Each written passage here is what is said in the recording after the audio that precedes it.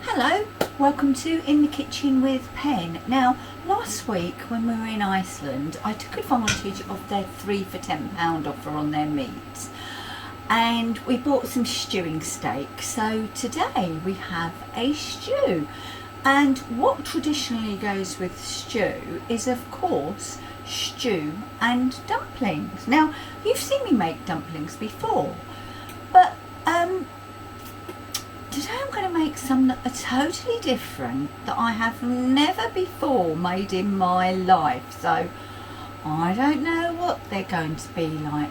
But when we sadly lost Dave Myers of the Hairy Bikers team, I've got a lot of the books. Steve and I were going through the recipes, and Steve saw this recipe for this particular dumpling, and he said, "Oh, they'll be nice." And I went, "Yeah, they will. Yeah, they sound all right." And so today he's reminded me, so we're doing them. And one thing that's different about these dumplings is they don't cook in the stew. They cook in boiling water. So on my hob, I've got some new potatoes that are coming up to the boil in salted water. Now, these dumplings are from the Hairy Bikers Food Tour of Britain, page number, God I can't see, 178, and they are called Norfolk Dumplings.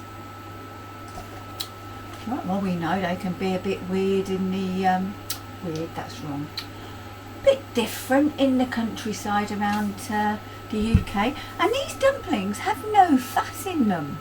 So all they have, and this is, I'm trying to get my head around this, in here I have self-raising flour, I have salt, I have black pepper, and I have some chopped parsley. And I'm going to move you and you can see what we do next. No fat. Right then, so there is, I'm going to move it to there actually, my flour, salt, pepper and parsley, and all I'm going to do is just to add some cold water and bring it together. And this is just, in my mind, I've got wallpaper paste with green bits in, but trust the process. So I'm going to bring it together with some water, and yeah, it's coming together. So just a little drop more.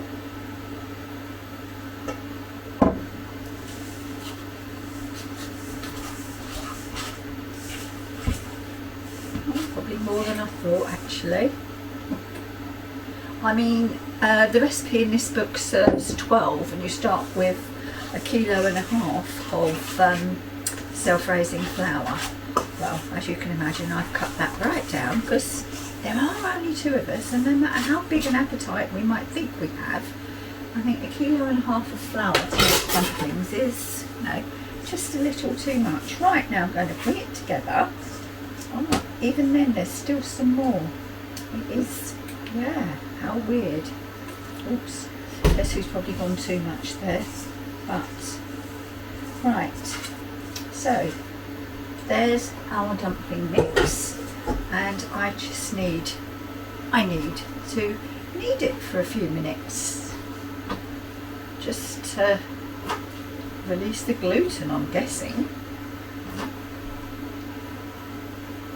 I'm doing it on the board that I chopped the parsley on, so any bits of parsley that I left behind will get picked up by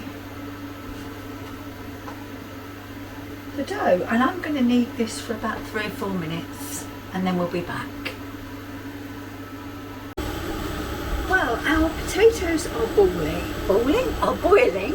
I have rolled our dumplings into golf-size balls. Some of them are a bit bigger, and all I'm going to do, and this is just so weird, is place them into the pot of boiling water with the potatoes. Now, I could have possibly done it just into boiling water, but I've got a feeling that the starch from the potatoes in some way helps these. Right, they're in. I need to put the lid on, set my timer for 15 minutes,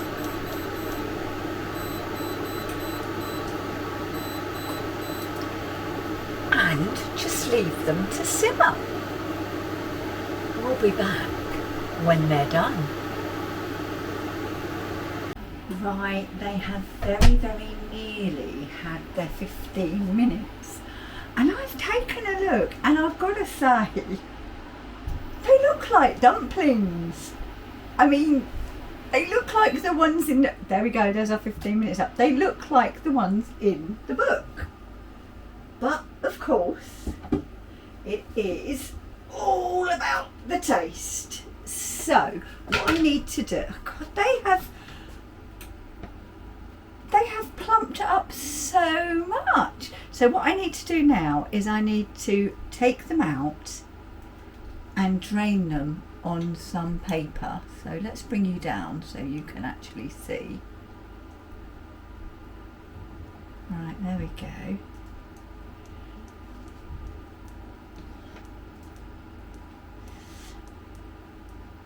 I mean, oh my.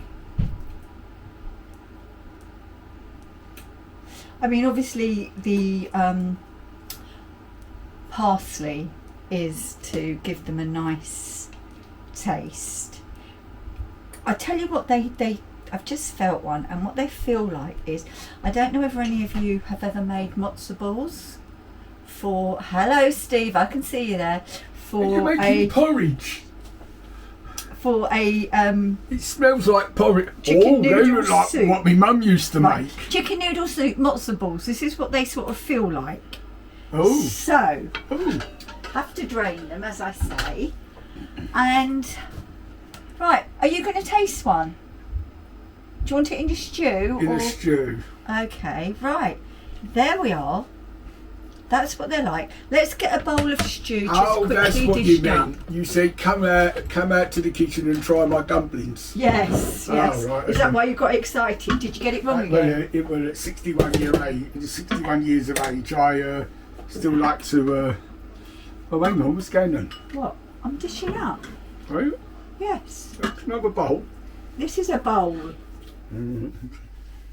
Honestly, you don't know what I put up with, do you? I do. Nothing. Oh, no. You're so sweet and innocent, aren't you, my love? Right, there's our stew, and I'm just going to put, just for now, all right, I'll just put one on top. Which one do you want? I don't care. We'll put the one that's been out the longest They all look like they're. on the top. And let's move you again so that you can see exactly his face, because we know what he's like. You'll put a face because it's his. There we go.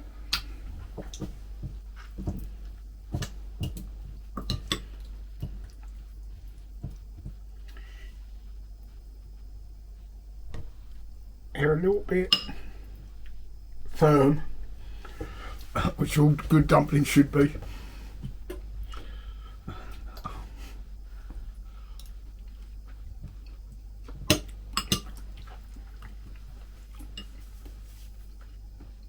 Just remember, it was your idea. I wanted to do proper dumplings.